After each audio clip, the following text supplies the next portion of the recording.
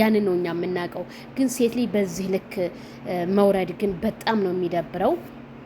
ሩታ ይሄ ቦታ በፍጹም ይመጥነኛል ብለሽ ሄደሻል። ኦኬ ችግር የለውም። ሄርሜላ ግን ይሄ ቦታ አንቺን አይመጥንሽም።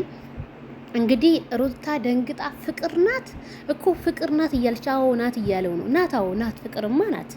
እና ሄርሜላዬ አብርሃምን ላስረዳህ ብትይ እሱ እየቀለደብሽ ነው፣ እየቀለደ ነው። ይሄው ቀልድ ነው። እኔ እንዳለ ቪዲዮቹን ሳየው እየቀለደብሽ ነው። ስለዚህ አንቺ ለምንድን ነው ከሩታም ከአብርሃምም መራቅ ያቃተሽ?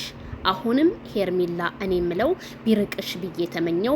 የብዙዎቻችንም ጥያቄ ስለሆነ ሄርሜላ እንዴት ማይክል ጃክሰንን መራቅ እንዳቃተሽና የሰው ልጅ አዎ ይጎዳል፣ በፍቅርም በምንም ይጎዳል። ግን ቢሆንም ራስሽን ከነሱ አርቀሽ ትሪት አድርገሽ ጠንካራ ሴት ሆነሽ ብትመጭልን መልካም ነው ብዬ እኔም አስባለሁ። ግን እየሄድሽ ጠዋት ማታ እንደዚህ አንተነ ይሄንን ያረከው እንዴ አንተን ይሄ ነገር ከምቲ ራስሽን በቃ እንትን ብታረግ ይሻላል።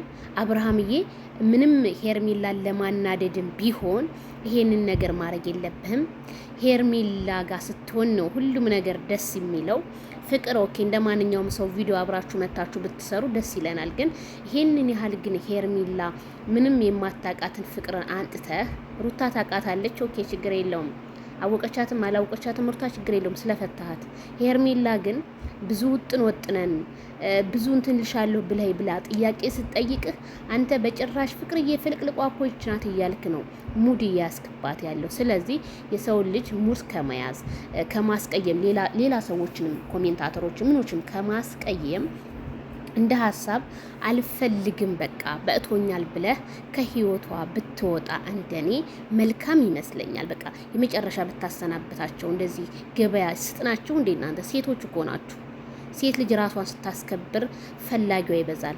ራሷን ዝቅ ስታርክ ደግሞ በቃ እውነት ማንኛውም ሰው በቃ ዝም ብሎ ነው የሚያልፋችሁ። ልክ እንደ እቃ ነው የሚጠቀምባችሁ። እናንተ እቃ ናችሁ እንዴ? ለችርቻሮ ገበያ እኮ ይወጣችሁ እኮ ነው የምትመስሉት እንዴ። ነገ እኮ ማይክል ጃክሰን አራተኛም ሴት ሊያመጣ ይችላል። አራተኛም ሴት። ምክንያቱም አብርሃም እልከኛ ሰው ነው። በልክ ነው የሚሄደው አብርሃም።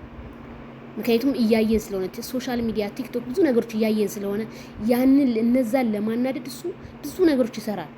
ግን ቢሆንም እኔ ጥፋት ያለው አሁንም ሄርሜላ ጋ ነው። ሄርሜላ ራስሽን አስከብሪ። ሴት ልጅ ተጎርተሻል። እስከዛሬ አመት ሙሉ ያሳለፍሻቸውን መጠየቅ ትሻያለሽ። ግን እንደዚህ ሆነሻል መጠየቅ ያለብሽ ፍቅርን አቁሙ አይደለም አንቺ ይሄ ብለሽ ልታስረጁ ምችው አታስረጁ። ለአብርሃም ሄርሜላ ቆፍጠን ብለሽ ራስሽን ችለሽ ሂጂ።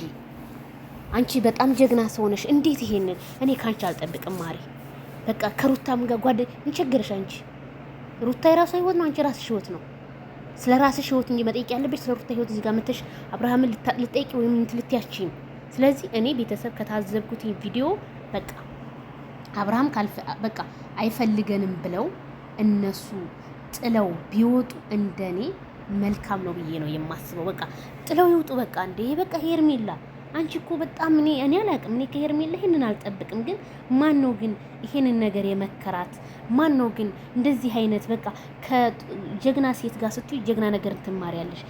ደግሞ ዝም ብላ ሴት ጋር ደግሞ ተሆነ ዝም ብሎ ነገር ትማሪያለሽ። ስለዚህ እኔ ከእንደዚህ አይነት ህይወት ውጭ ነው የምለው። 4 ነጥብ መልእክቴ ለሄርሜላ ይድረስልኝ። ላይክ ሸር